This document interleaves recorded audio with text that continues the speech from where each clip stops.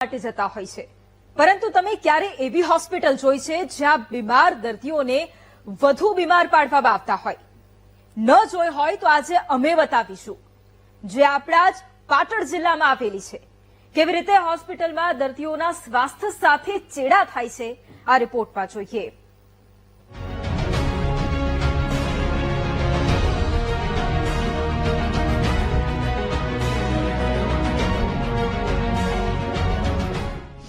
બીમારને વધુ બીમાર પાડતી હોસ્પિટલ. આ હોસ્પિટલમાં સાજા થવાની કોઈ ગેરંટી નથી.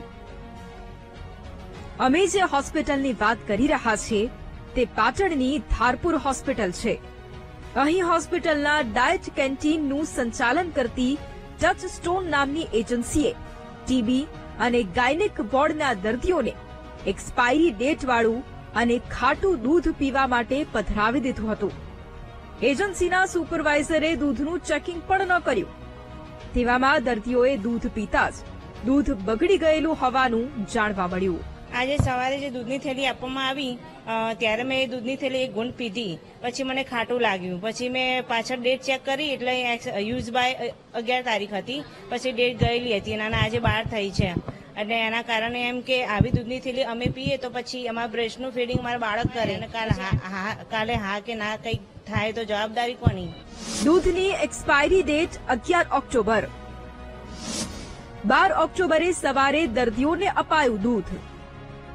વોટ્સએપ ગ્રુપમાં ટીબી ગ્રુપ અને ગાયનેક વોર્ડમાં ગયેલા દૂધના ફોટો પોસ્ટ કરાયા. તેમાં ફરિયાદો પણ થઈ. અમારી ટીમે સ્થળ પર પહોંચી ચેકિંગ કરતા તેમાં પણ એક્સપાયરી ડેટવાળા દૂધનો મોટી માત્રામાં જથ્થો મળી આવ્યો.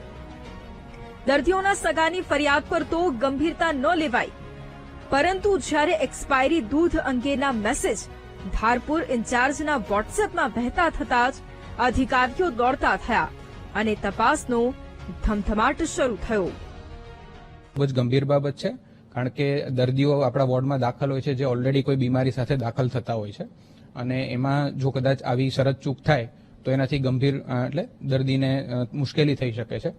તો આ બાબત ગંભીર છે અને એ બાબતે ચોક્કસ હોસ્પિટલ દ્વારા તપાસ કરવામાં આવશે અને જે એજન્સી છે એની સામે પણ કડક કાર્યવાહી કરવામાં આવશે. સવાલ એ થાય છે કે ટચસ્ટોન નામની એજન્સીએ કેમ એક્સપાયરી ડેટવાળું દૂધ સાચવી રાખ્યું? દૂધ એક્સપાયર થયું તો તેને દર્દીઓને કેમ પીવા માટે આપી દીધું?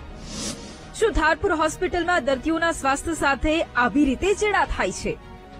સવાલ અહીં દર્દીઓના સ્વાસ્થ્યનો છે. હોસ્પિટલમાં લોકો સાજા થવા માટે આવતા હોય છે, વધુ બીમાર પડવા માટે નહીં. હવે આ મુદ્દે ફૂડ વિભાગ અને હોસ્પિટલના સત્તાધીશો કેવા પગલાં ભરે છે તે જોવું રહ્યું. ભરત પ્રજાપતિ, વીટીવી ન્યૂઝ, પાટણ.